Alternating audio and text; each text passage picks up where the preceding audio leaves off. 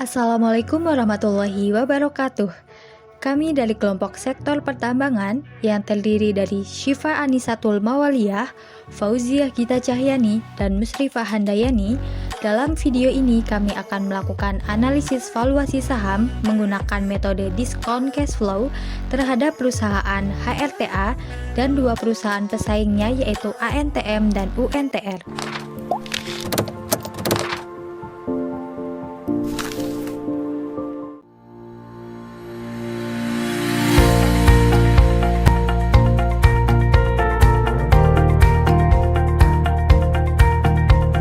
Sejarah awal berdirinya PT Harta Dinata Abadi Tbk berawal ketika Feryadi Harta Dinata bekerja sebagai seorang marketing gold jewelry yang dilakukan dalam skala home industry.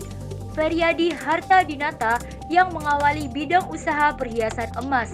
Outlet pertama dibuka di Jalan Cibaduyut, Bandung sejak tahun 1989 dengan nama Toko Mas ACC yang terus bertumbuh pesat hingga memiliki 51 cabang di Jawa Barat. Kemudian perseroan didirikan berdasarkan Akta Pendirian Perseroan nomor 11 tanggal 29 Maret 2004 yang dibuat di hadapan Mayasari Sogiharto SH, notaris di Kabupaten Bandung. Selama lebih dari 20 tahun, melalui produk-produk perhiasan dan jaringan retailnya, PT Harta Dinata Abadi Tbk atau Harta Dinata hadir melayani masyarakat Indonesia melalui keindahan, inovasi, dan pelayanan. Sebagai perusahaan terbuka atau TBK, Harta Dinata menjadi pionir di industri manufaktur perhiasan emas tanah air melalui filosofi dari hati untuk keindahan sejati yang mengedepankan komitmen untuk selalu memberikan yang terbaik tidak hanya bagi para pelanggannya, tetapi untuk seluruh para pemangku kepentingan Harta Dinata.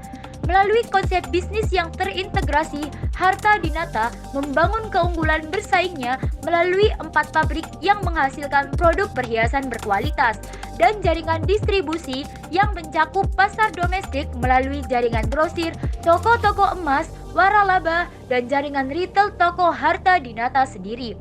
Jaringan retail toko Harta Dinata mengusung 4 merek yaitu Aurum Collection Center atau ACC, ACC Premium, Claudia Perfect Jewelry, dan Celine Jewelry.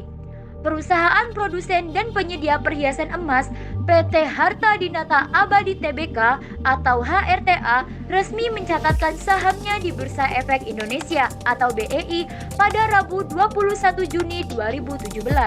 Emiten ini tercatat masuk dalam sektor consumer goods dan subsektor lainnya. Dalam proses IPO, saham HRTA mengalami oversubscribe berdasarkan polling sampai 5,24 kali. Penjatahan dilakukan dengan komposisi alokasi 8% kepada investor internasional dan 92% untuk investor domestik. Oversubscribe ini didominasi oleh investor institusi seperti lembaga aset manajemen, asuransi, dan dana pensiun. HRTA memprioritaskan investor long term atau jangka panjang sebagai pembeli saham sesuai dengan bidang usaha perusahaan yang merupakan bisnis jangka panjang. Dalam IPO ini, Harta Dinata menunjuk 3 penjamin pelaksana emisi yaitu Mandiri Sekuritas, MNC Sekuritas, dan RHB Sekuritas. Grafik berikut ini menunjukkan kondisi keuangan PT Harta Dinata Abadi Tbk selama 5 tahun terakhir yang cenderung mengalami kenaikan setiap tahunnya. Grafik berikut ini menyajikan kondisi keuangan berupa jumlah aset, jumlah liabilitas atau hutang, jumlah ekuitas atau modal, dan laba bersih yang diperoleh oleh PT Harta Dinata Abadi Tbk dimulai dari tahun 2017 hingga tahun 2021.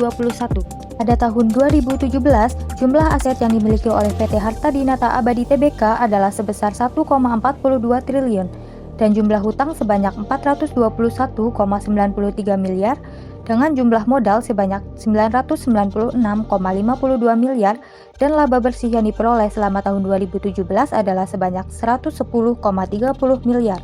Tahun 2018, jumlah aset yang dimiliki oleh HRTA adalah sebanyak 1,54 triliun, hutang sebanyak 444,31 miliar, dan jumlah modal sebanyak 1,9 triliun dengan laba bersih yang dihasilkan sebanyak 123,39 miliar yang mengalami kenaikan dari tahun sebelumnya sebanyak 11,87%. Selanjutnya pada tahun 2019, jumlah aset, hutang, modal, dan laba bersih yang dimiliki oleh PT Harta Dinata Abadi Tbk mengalami kenaikan dibandingkan dengan tahun sebelumnya. Jumlah aset yang dimiliki oleh HRTA pada tahun 2019 adalah sebanyak 2,31 triliun, jumlah hutang sebanyak 1,10 triliun, jumlah modal sebanyak 1,21 triliun, dan jumlah laba bersih yang dihasilkan pada tahun 2019 sebanyak 149,99 miliar. Di tahun 2020, jumlah aset yang dimiliki oleh PT Harta Dinata Abadi Tbk adalah sebanyak 2,83 triliun, hutang sebanyak 1,47 triliun, dan modal sebanyak 1,36 triliun, serta laba bersih yang dihasilkan pada tahun 2020 sebanyak 170,68 miliar yang mengalami kenaikan sebanyak 13,79% dibandingkan dengan tahun sebelumnya. Untuk tahun 2021, jumlah aset yang dimiliki oleh PT Harta Dinata Abadi Tbk adalah sebanyak 3,48 triliun, jumlah hutang sebanyak 1,96 triliun, jumlah modal sebanyak 1,52 triliun, serta laba bersih yang diperoleh selama tahun 2021 sebanyak 194,43 miliar. Di sini kami juga menganalisis dua perusahaan pesaing HRTA dalam sektor pertambangan, yaitu Aneka Tambang Tbk dengan kode saham ANTM dan United Tractors dengan kode saham UNTR. PT Aneka Tambang Tbk adalah anak perusahaan BUMN Pertambangan Inalum. PT Antam didirikan pada tanggal 5 Juli 1968. Kegiatan Antam mencakup eksplorasi, penambangan, pengolahan serta pemasaran dari sumber daya mineral.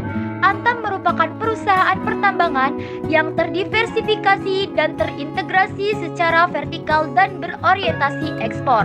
Melalui wilayah operasi yang tersebar di seluruh Indonesia yang kaya akan bahan mineral, kegiatan Antam mencakup eksplorasi, penambangan, pengolahan serta pemasaran dari komoditas biji nikel, ferronikel, emas, perak, bauksit, dan batu bara. Antam memiliki konsumen jangka panjang yang loyal di Eropa dan Asia. Dan pada tanggal 27 November 1997, Antam memperoleh pernyataan efektif dari Bapepam LK untuk melakukan penawaran umum perdana saham ANTM atau IPO kepada masyarakat sebanyak 430.769.000 saham seri B dengan nilai nominal 500 per saham dan harga penawaran perdana sebesar 1.400 per saham. Berdiri pada 1972, United Tractors saat ini menjadi distributor alat berat terbesar di Indonesia, khususnya menjadi pemimpin di pasar alat berat melalui produk-produk Komatsu yang perseroan didistribusikan atau 32% pada 2016 berdasarkan riset internal. Mampu berkembang menjadi salah satu pemain utama di sektor dan industri dalam negeri. Kegiatan usaha United Tractors dijalankan melalui 4 pilar bisnis, yaitu mesin konstruksi, kontraktor penambangan, pertambangan, dan industri konstruksi. Ekspansi usaha United Tractors ke dalam industri konstruksi dijalankan melalui PT Akset Indonesia Tbk. Akset yang diakuisisi oleh Perseroan pada 2015 dengan kepemilikan saham sebesar 50,1%. Saat ini Akset terlibat dalam beberapa proyek konstruksi besar maupun menengah di Jakarta serta kota-kota lainnya di seluruh Indonesia.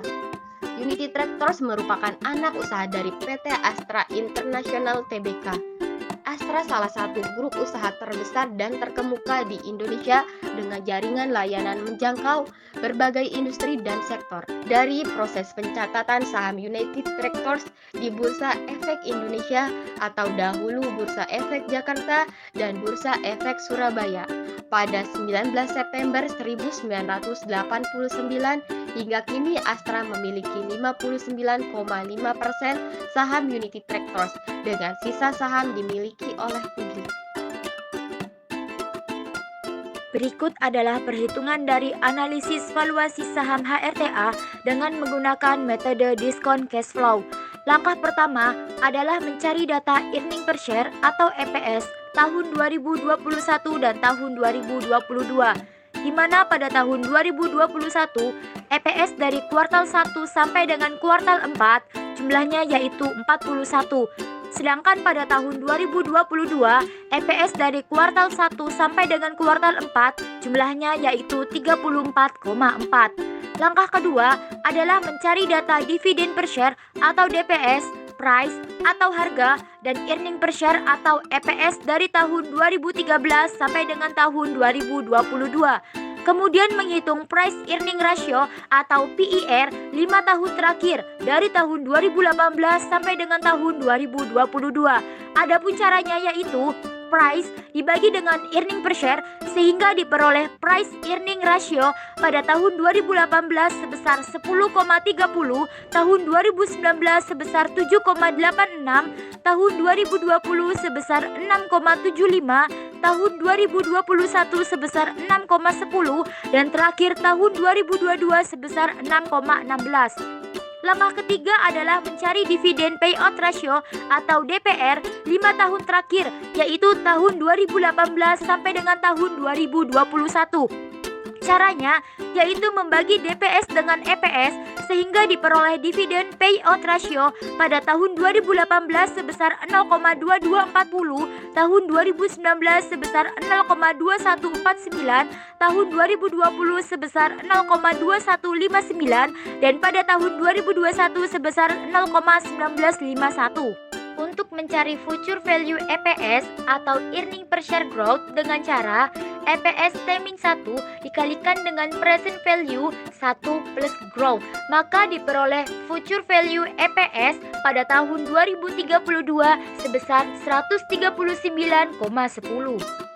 Untuk mengetahui akumulasi dividen saham HRTA dengan cara future value earning per share dikalikan dengan dividen payout ratio, maka berdasarkan perhitungan valuasi saham menggunakan metode discounted cash flow, estimasi akumulasi dividen yang akan diperoleh hingga tahun 2032 untuk saham HRTA adalah sebesar 155,65.